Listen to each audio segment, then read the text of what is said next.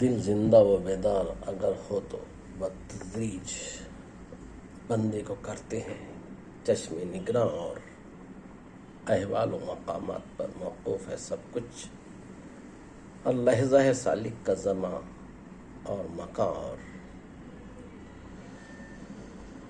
یہ نظم بڑی دلکش اور پرتاثر ہے۔ اقبال نے نہایت بلیغ پیرائے میں اس حقیقت کو واضح کیا ہے کہ قوم کی ترقی ان کے باطنی حالات و روحانی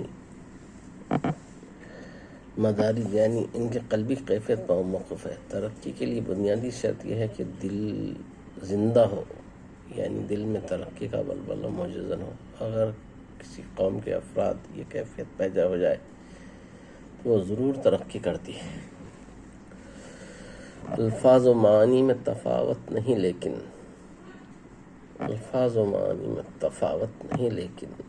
ملا کی اذاں اور مجاہد کی اذاں، اور کہتے ہیں کہ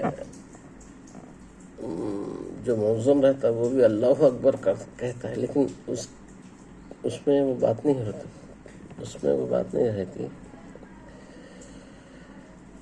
جو مجاہد جب اللہ اکبر کہتا ہے تو وہ اس کی بات میں یہ رہتا ہے کہ اللہ کی راہ میں نے اب سب کچھ اپنا قربان کر دیا، میری جان، میرے مال، میرے تمام چیزیں اللہ کی۔ کہتے ہیں ملا کی اذاں اور مجاہد کی اذاں، اور پرواز ہے دونوں کی اسی ایک فضا میں، کرگس کا جہاں اور شاہی کا جہاں۔ اور کہتے ہیں کہ مثال کے طور پر بچے تو سب اسکول میں ہی پڑھتے ہیں، لیکن سب بچے doctor, engineer, scientist, collector, commissioner نہیں بن جاتے۔ پرواز تو ہے دونوں کی اسی ایک فضا میں۔ یہ شاعرانہ انداز ہے، ایک نہایت ہی شاعرانہ انداز میں یہ بات کو واضح کیا ہے۔